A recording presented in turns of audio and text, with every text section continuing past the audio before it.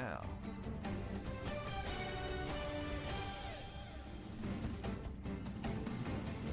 Good evening, everyone. A shooting on Columbus's south side leaves one person dead. The gunfire happened this afternoon at 5th Street and 16th Avenue South. Our Scott Martin has been following the story all afternoon. He joins us live from the scene. What do we know so far, Scott? Yeah, Joey, Columbus Police Chief Fred Shelton, he tells us that they do have a person of interest that they're speaking with at the police department at this time. Lowndes County Coroner Greg Merchant has also identified that victim as 20-year-old Xavier Johnson. Now, I want you to take a look at the scene earlier this afternoon. This happened just after 1 o'clock. It was a very dramatic scene. A lot of emotions were high. The gentleman you see in the video right now screams, you can hear him scream that the man that was shot and killed was his little brother. Dozens of people, they filled the street and they were crying and just in shock at what had just unfolded here in the street. Police say that this shooting stems from an argument between the victim, Johnson, and another individual. When police got to the scene, they say they found several shell casings, and Johnson was seen laying here in the street. He said, the chief said that medics were sadly unable to save Johnson, and he was pronounced dead here on scene. We also spoke with Johnson's grandfather, who says that his grandson, again, was just 20 years old, not a violent person, and had a love for life. I'm sad. I'm just torn apart because he was a good child, a good young man. He grew up being respectful. He always kept that. And he loved his friend. He was a friend to you. And he just loved the people. He was always cheerful. He loved to work. You know, he loved to work. You know, he stayed with us, and that's all he talked about, his job and working and buying him a car. Now, Washington also tells me that his grandson just moved back to Columbus to live with his mother after spending some time in Tuscaloosa. We'll, of course, continue to follow this as more developments become available in this case. We're live in the city's south side tonight. Scott Martin, WCBI News.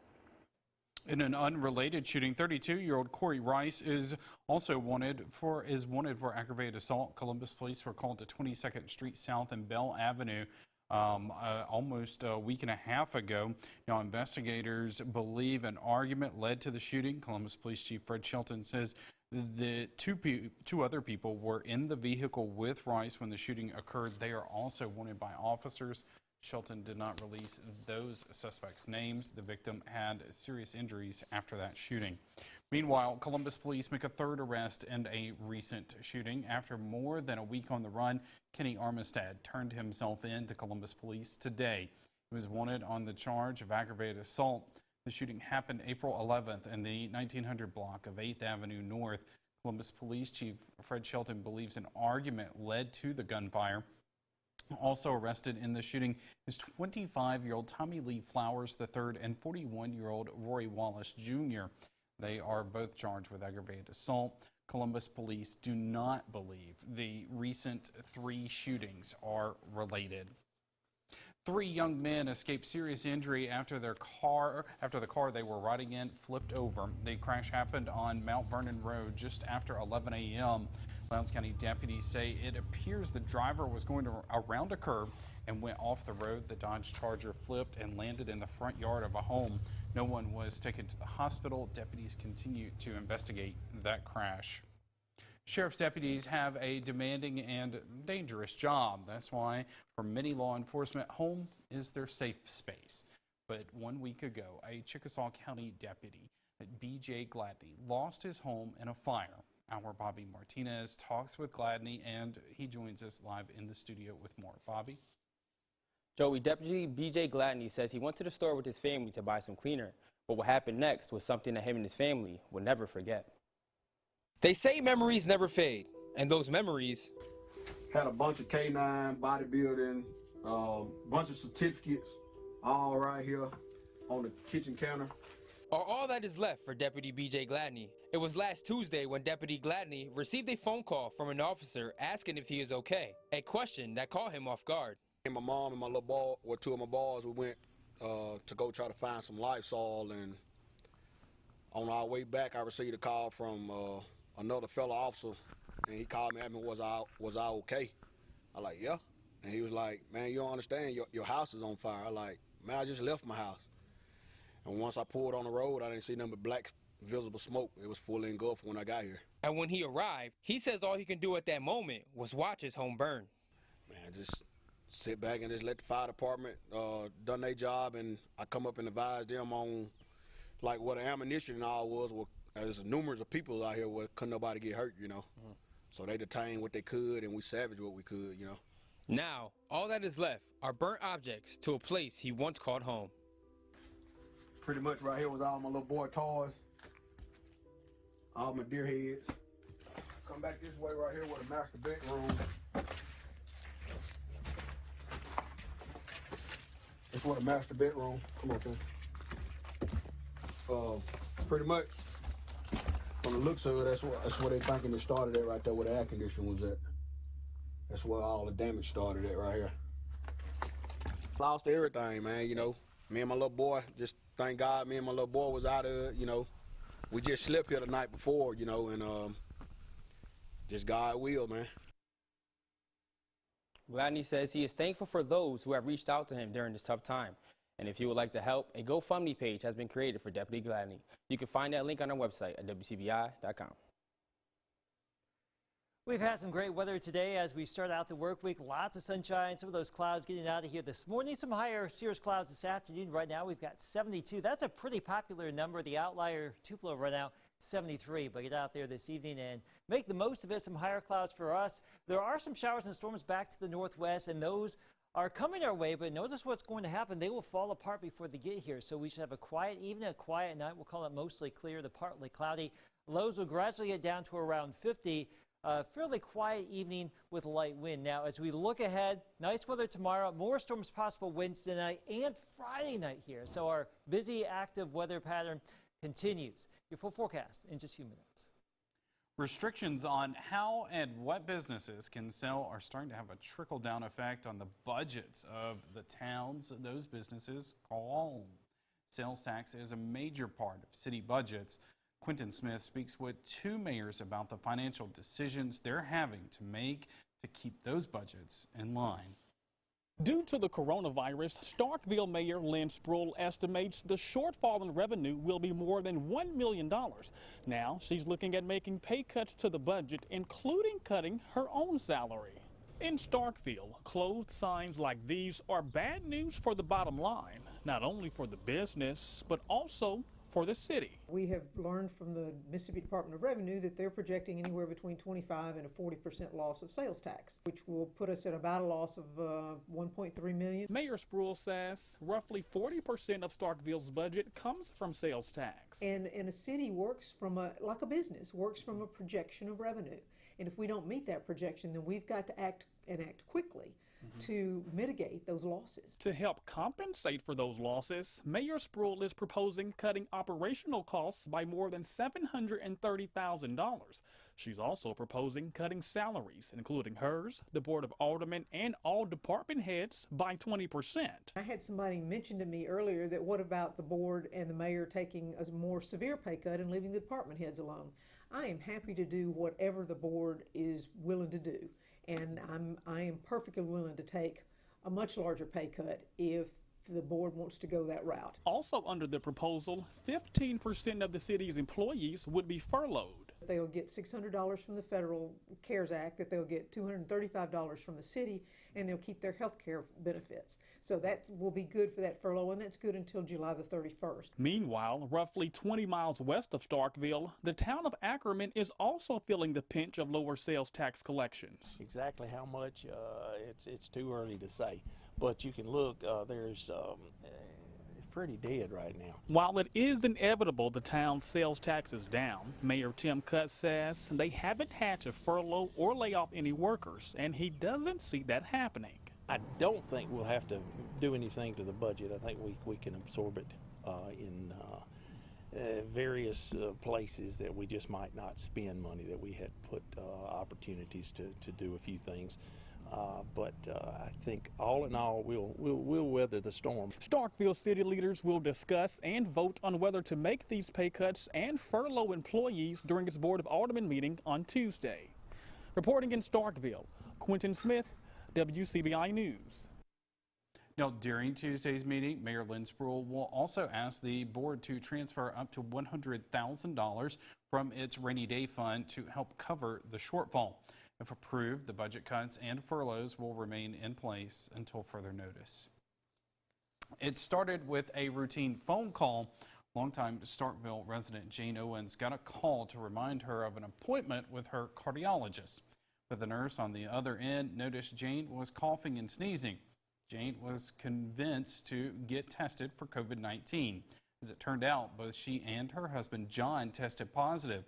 Both are quarantined in their home. Jane says they're relying on faith and prayers to get them through. I've heard, Jane, the healing is there for you, but you have to reach out and take it. No lousy coronavirus. I'm not going to let it ruin any 2 minutes of a good day. Some good advice on any day. All right, but both have doctor's appointments this week to get an update on their recovery.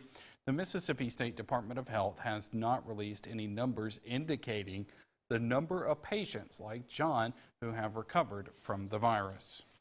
Well, your pets need health care even during a pandemic. Now, veterinarians are changing how your furry family members are treated.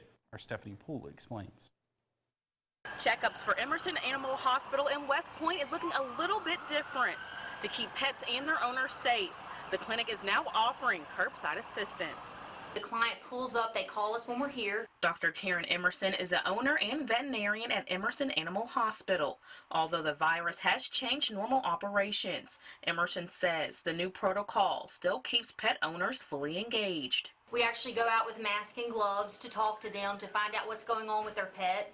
After we make sure that they're not sick or anybody in their home is sick, we find out what's wrong with the pet. We actually bring the pet here in the hospital and we do our physical exam, and then we call them in their cars and we go through kind of like what we would do if they're in an exam room, but we're communicating with them over the cell phone. Emerson says a way to prevent the virus from entering the hospital or around your pet is using protective gear. If you are sick or running a fever, we're wanting you to avoid contact with your pets. And we're not very extremely worried about your pets getting coronavirus, but we're worried about you getting droplets on the pets or mucus on the pets. If you're coughing and touching your face and then rubbing your pets, you can actually, if your pet touches you and then runs to another family member, they can get coronavirus from the fur.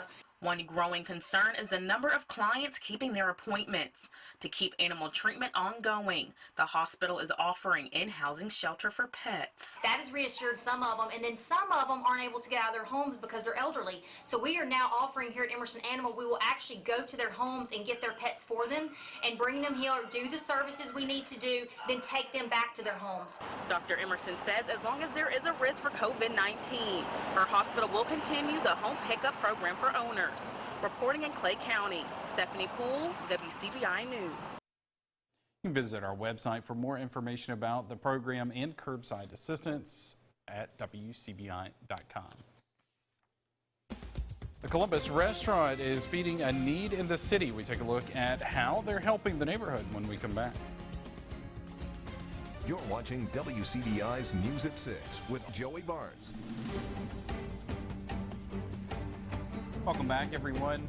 A state representative and his mama are teaming up to feed the community. District 41 Representative Kabir Kareem and Helen's Kitchen are giving meals to families, senior citizens, and first responders every Monday. Today was the first day of the giveaway. Meals are handed out at the well-known Columbus restaurant starting at 11 a.m. Workers were preparing dozens of meals and would be there until the food was gone. Do something every year as it relates to the community, and we felt that we needed to step up and make sure that those who are in need, make sure they had a hot meal, and that's why we're doing this today. Just every once in a while we have to give back and show that you're thankful, and I'm hoping that all of this will blow over and everything will get back to normal.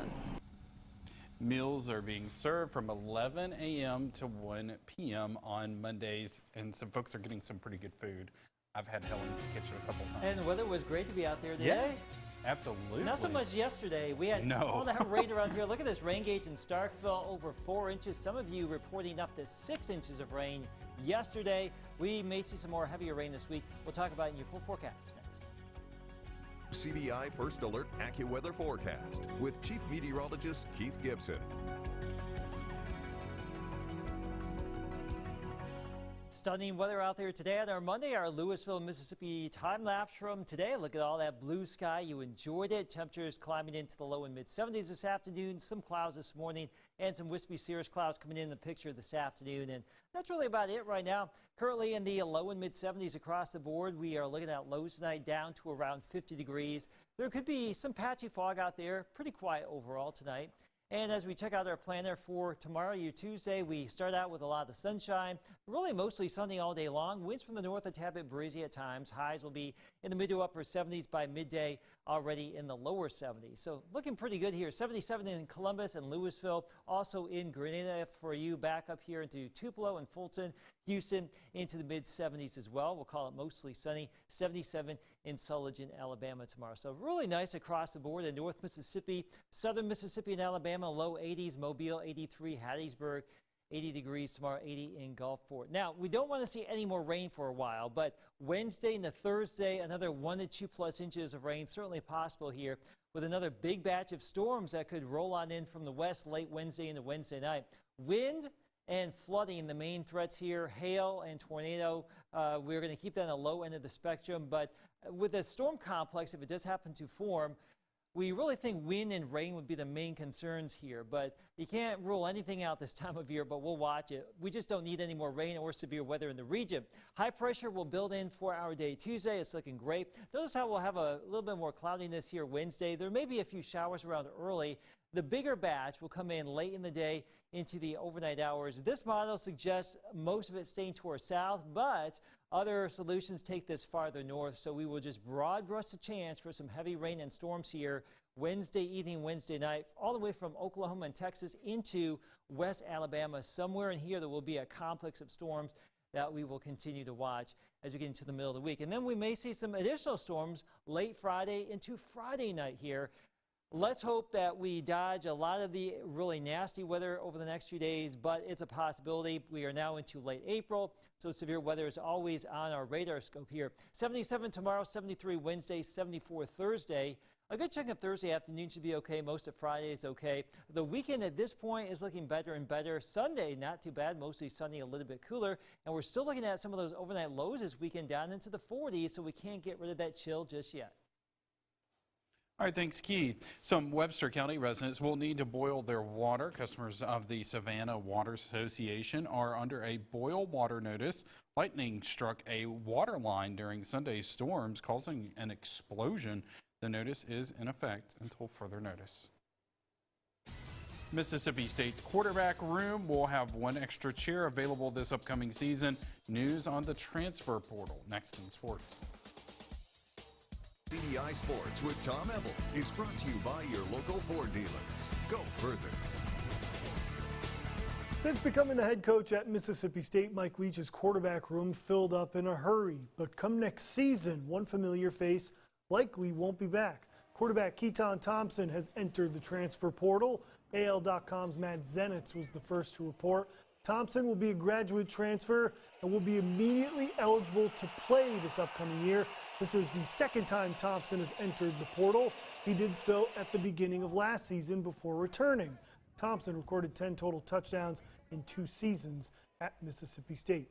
After a winless season in the SEC, Ole Miss women's basketball has a lot to look forward to in 2020. Along with signing the top recruiting class in the SEC this past signing period, head coach Yolette McPhee-McEwen adding one of the nation's top players from the transfer portal. Maryland rising junior Shakira Austin joining the Rebels after 2 years with the Terps. Austin was second team All Big Ten this past season. Coach Yo says she's hopeful the NCAA permits Austin to be immediately eligible because her skill set would be an instant game changer. Obviously, I was totally against the whole one-time transfer deal, but now that we have her, I'm all for it, okay? Selfishly, but you know, that's just me being in the moment. Boy, if they pass that and she's able to play, I mean, this kid, I don't know that the SEC has seen a player like her since Candace Parker. You know, she's really, really good. For example, I had 3 WNBA coaches text me yesterday with the saying, I guess I'll be coming to Oxford. Sullivan track and field star Morgan Reese signs to compete at the Division I level. Joining Troy University track and field, Reese won the 2019 2A state championship in discus while starring in multiple other track and field events for Sullivan through his high school career. That's it for sports. We'll have a last look at your forecast coming up next. It's a beautiful Monday evening. I am eagerly awaiting my evening walk around downtown Columbus after the show. Hopefully you can get out there and make the most of it as well, wherever you may be here in North Mississippi and West Alabama. Tomorrow, pretty nice too, mostly sunny, 77. Evening storms Wednesday and a Wednesday night, so it could be strong to severe. Heavy rain, gusty wind, we'll keep following that. More storms possible late Friday. At this point, Joey, the weekend's looking decent. And that's a change of pace considering the last 2 weekends we've had. No doubt we'll enjoy that sunshine while we can. That is for sure. All right, thank you, Keith. Thank you so much for joining us, everybody. Have a great night.